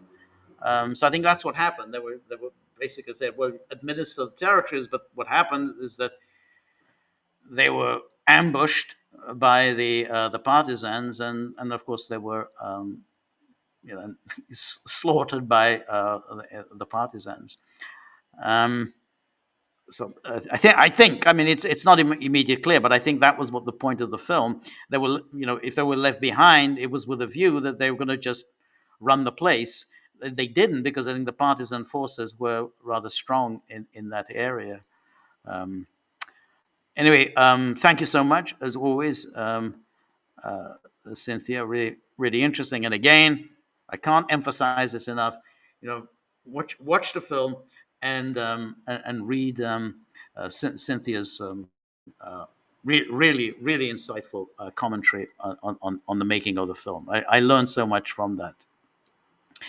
And then Cynthia says, if no food is getting into Gaza, wouldn't the hostages be starving too? Yeah, that's right. And that's kind of the, not just the Palestinians, yeah, that's kind of why Trump's uh, comments were so disingenuous. He said, oh, this terrible conditions in which the hostages um, were forced to live, without question, that was obviously the case. I mean, it's no fun to be a hostage, particularly being held by people who hate you, namely Hamas. But I mean, if you're putting a blockade and no food is getting in, then you're not only starving Hamas, you're not only starving the residents of Gaza, you're starving the hostages. I mean, that should be fairly obvious. But from all the stories that we've heard coming out of Gaza, um, the hostages said that the Hamas was sharing their food out. You know, they were being quite decent about it. You know, whatever food Hamas had, the hostages had the same. So it's like, same portions and everything else. And that's why, most of the people who came out, most of the hostages who were released, looked looked in, obviously not in great shape, but looked at least, in in a kind of living state, not quite in the condition in which the Palestinian prisoners who came out from Israeli prisons. But yeah, that's right, and that's why what Trump is saying is so ridiculous. Say, yeah, I mean, if Israel is not allowing in food and medicine and water, then the hostages are not going to get food and medicine and water. Um, and so it says, or is it possible the hostages have been moved out of Gaza where they have access to food? I haven't heard that they were moved out of Gaza. I think that they are um, in Gaza. But the Israelis are very, they've always been very risk averse. They never like to risk the lives of their own soldiers. So they've been very reluctant to send in their forces to fight it out in Gaza and try to locate the hostages. They much prefer bombing and pulverizing a place. It's much easier to do it that way than to get into hand-to-hand combat. So Israel has avoided that, and that's why they've not really been able to locate and free the hostages. So maybe Trump is suggesting that the United States is going to send in its Marines or Delta Force or whatever to locate the hostages. I doubt whether they're going to fare any better than the Israelis. I don't know whether they have any idea where the hostages are, and I don't know if they want to really risk their own lives. That's a hand-to-hand combat. That's a seriously casualty-rich contact sport. So anyway, thank you, Cynthia. And then we have Robert, who says, from what I can tell, Holocaust gained currency only in the 1960s, never again not until the 1980s, and Holocaust denier not until the 1990s.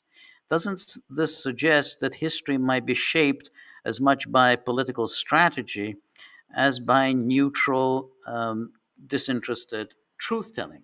I think that's a very, very interesting comment, because I agree with you that in the 1960s, whenever people talked about World War II, they were talking about Churchill, and Roosevelt, and Stalin, and they talked about the grand strategy. Um, They talked about the pre World War II diplomacy, particularly after H.A.P. Taylor's groundbreaking book, which shouldn't have been a groundbreaking book, but he just he simply wrote a history of the diplomacy that led to World War II. But those are the things what people talked about. And then there was obviously all the discussion about Yalta, the division of Europe between the United States and the Soviet Union. And really, there wasn't that much talk about the Holocaust. It was just simply not something that was the primary interest about World War II, and there wasn't much talk about it in the United States, so it only really took off, I think, really in the kind of I put it even later than the 60s. I think more in the 1970s, after the 6 Day War, and in particular when pressure began to arise to mount against Israel, that basically Israel needed to make concessions to the Arab states. So up until then, there'd been a certain amount of pressure on Israel, but not that much. Yeah, there was a Palestinian refugee problem, but up until then, Israel was seen. There was kind of some sympathy for plucky little Israel. But after the 6 Day War, when Israel seized territory and that it wasn't supposed to have, and the international community, so to speak, at the UN Security Council, they adopted Resolution 242 demanding Israel withdraw from the occupied territories. And of course, Israel had no intention of withdrawing from the occupied territories. So that's 58 years ago, and Israel hasn't withdrawn from those territories and has no intention of withdrawing. So pressure began to mount against Israel, and then there was the propaganda campaign went into a high gear about somehow the central overriding event in World War II was the Holocaust. Now, if we sort of go back, and as again going back to the film about Katyn yesterday, you think, hey, these are these horrific atrocities that were being perpetrated against Russians, Belarusians, all the peoples of the Soviet Union. And why are we only talking about the Jews? And step by step, as the years go by, about the only thing anyone knows about World War II is the Holocaust, and somehow what was done to the Jews. Now, you think, but what about everybody else? If you think, well, how many people were killed during the Nazi invasion of the Soviet Union? So 27 million. That's quite a number. And just Belarus, where this took place, Katyn. I mean, the number was just staggering.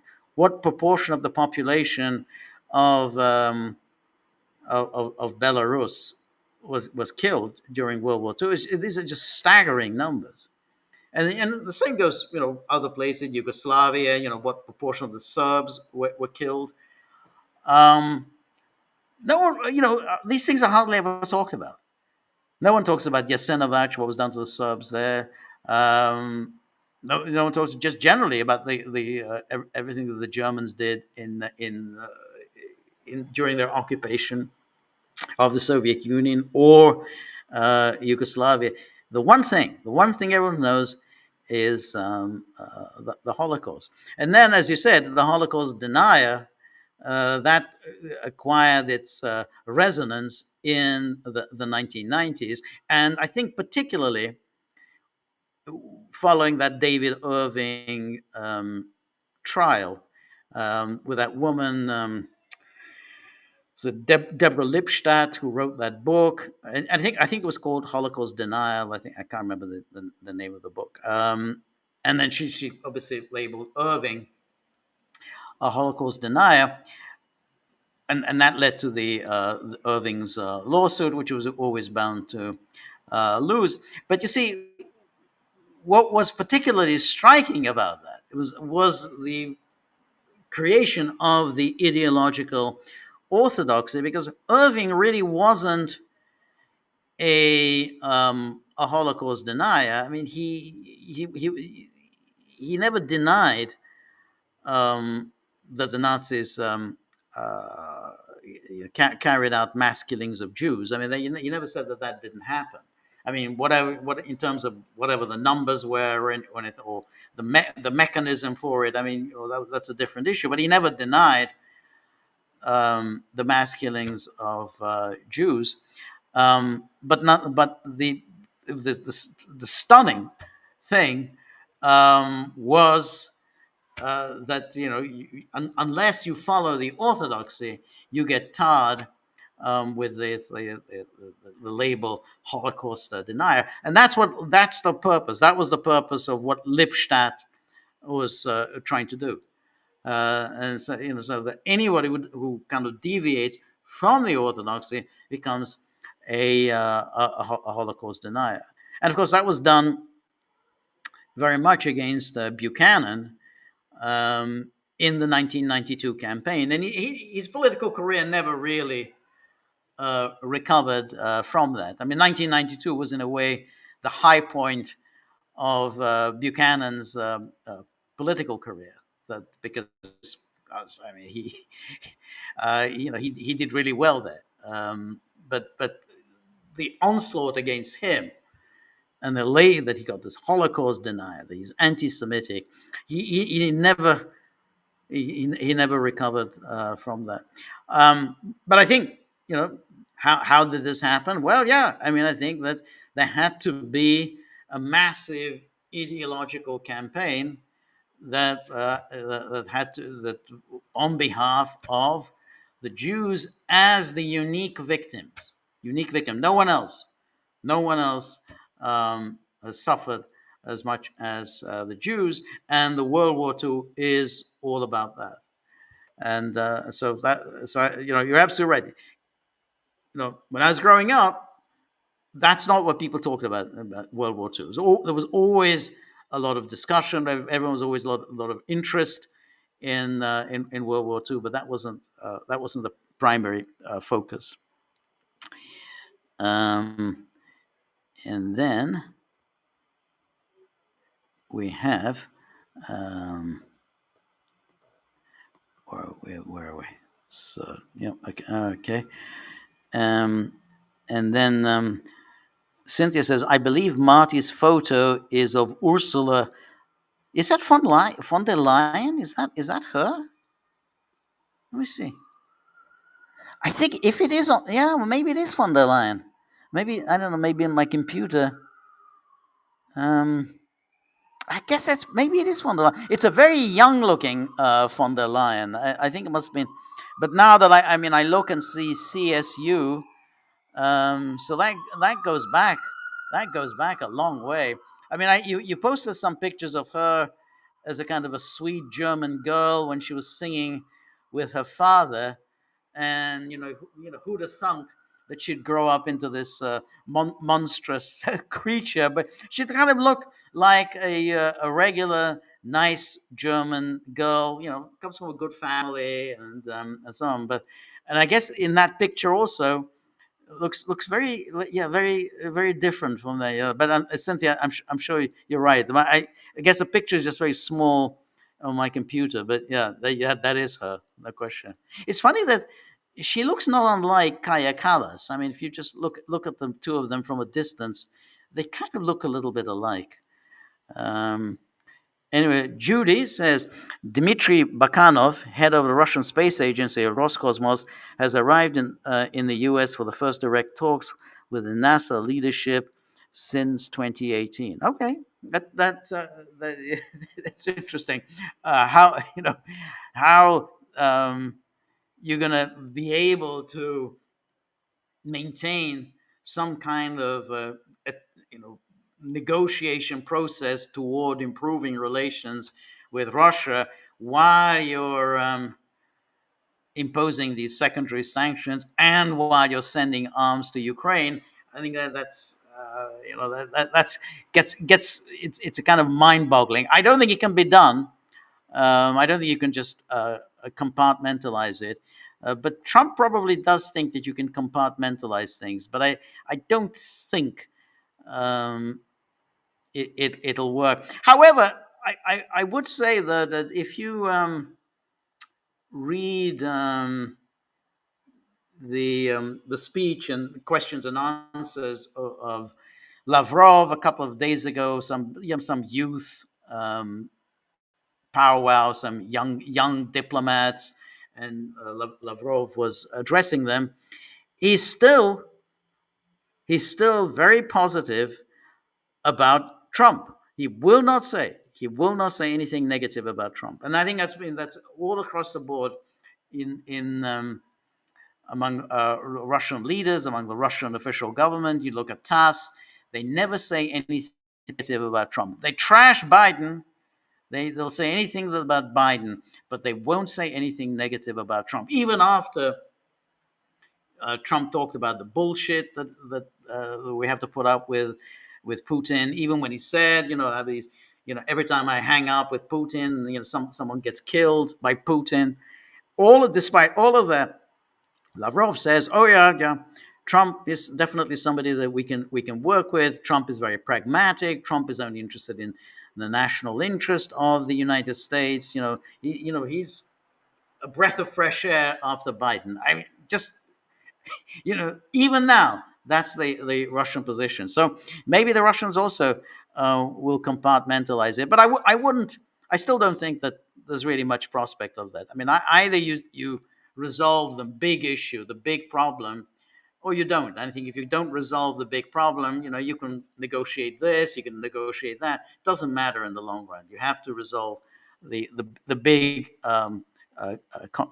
issue. The Marta says Ursula as Europe's used car saleswoman. Yeah, no, that's it. She does look like in that picture. Looks like a used car saleswoman. I wonder when that picture was taken. She looks very different. I mean, she looks much more like that sweet young girl who was singing with her father. So looks nice and looks a nice person. Very very different from the dominatrix looking creature that she is now. NKMRD, good to see you. Says good evening, Gagglers. The discussion reminds me of what I heard about information in UK and US archives that is supposed to take 300 years to investigate. This is about World War II and before, just tons of information. But I would think a modern computer program could speed up the interpretation of the information. However, these topics will be there for more time, I think. That's an interesting question. Chat GPT is quite helpful. I mean, I find it quite helpful, but it makes a lot of mistakes, and its interpretations are, I think, very questionable. So you can ask a question, and suddenly you get a whole pile of conventional wisdom, spewing out from Chat GPT. Then, when you challenge ChatGPT and say, "Hey, well, you're just simply repeating uh, cliches from whatever Biden administration," that this is challenged by this, and this. Then ChatGPT says, "Oh yeah, you're right. Maybe we should temper our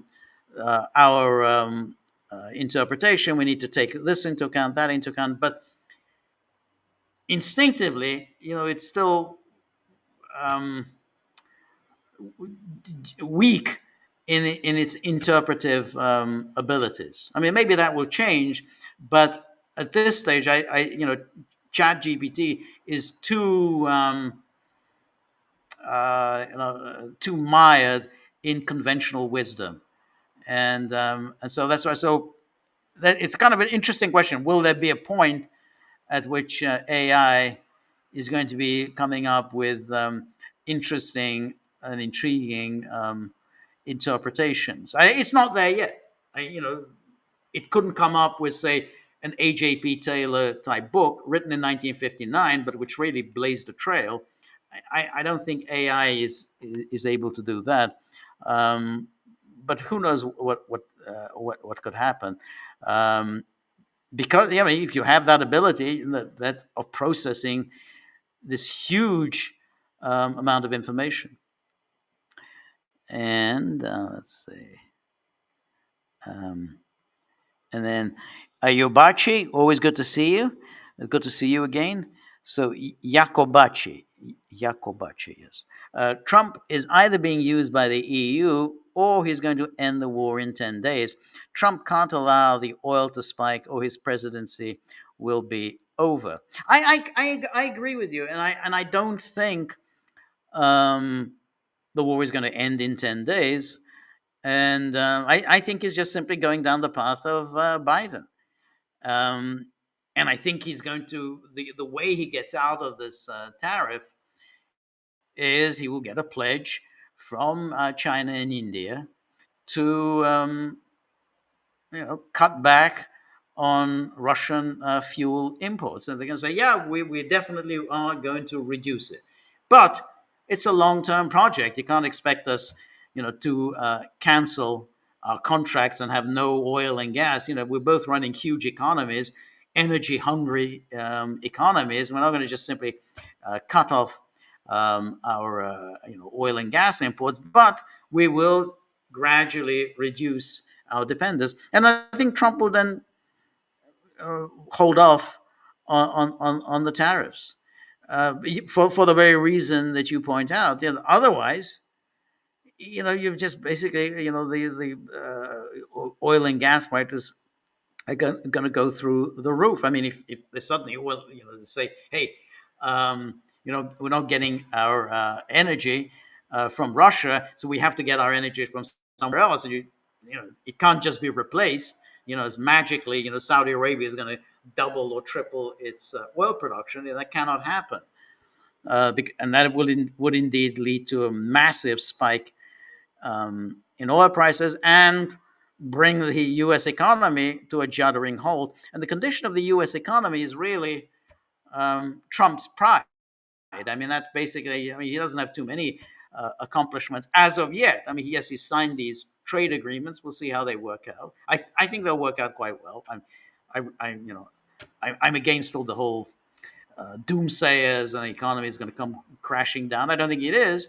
But if oil prices spike double and triple what they are, then I think he is going to be in a lot of trouble. That's why I think he's going to find some way to get himself out of this. But anyway, Jacobachi, thank you so much for your generosity. Really, really appreciate it. It's a very handsome, very generous contribution. Very much appreciated. Thank you. And then Marty presents us with that photograph of Ursula von der Leyen's father, who looks like a very standard, handsome German. He was a very rich man. Came from this very successful, wealthy, aristocratic family. 7 children. Ursula von der Leyen was one of 7 children, and he was a prominent figure within the German CDU. So much so that he was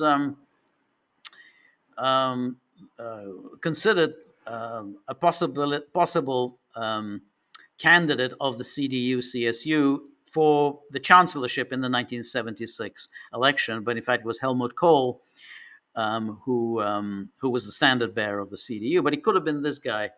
And there he is with Ursula sitting there, and you think, what a nice German girl. These are the kind of you friendly, polite German women that you expect to meet. No, there it is. She looks very different. I have to say, if I look at her, I wouldn't think that is Ursula von der Leyen, this monstrosity. So thank you for that photograph. And NKMRD says, I think even USA and Russia together isn't the size of the EU in population, not even counting in Ukraine. 150.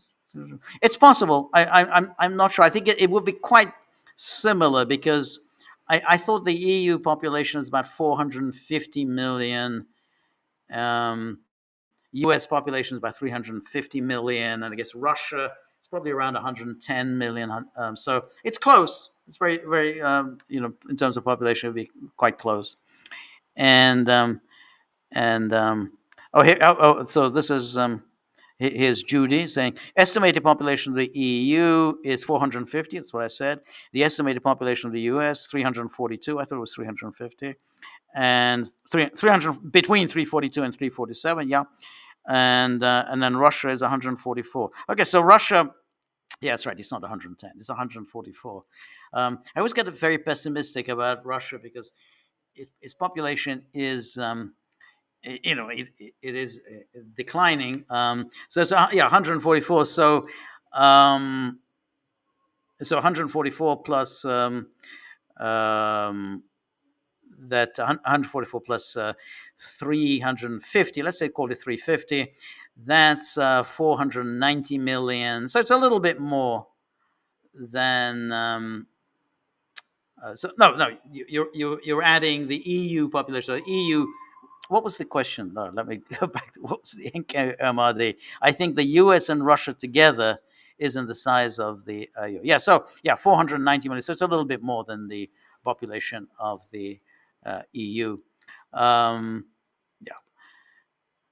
then and then MRD says, thank you, Judy. So it's actually less EU citizen than I thought, Redwood. However, it's crazy how far apart information are about certain things when it comes to statistics. Sort of coming back to George's point on Chat GPT and other unreliable information. Yeah, I think that's the point. So even now, I mean, however amazing AI is, but it is often highly misleading, and you have to be alert to what they say, and then you have to challenge AI, and then when you challenge it, it often kind of backs away and says, "Yeah, you're absolutely right. No, yeah, I made a mistake there." But that's a frequent thing. So you have to always be very, very careful.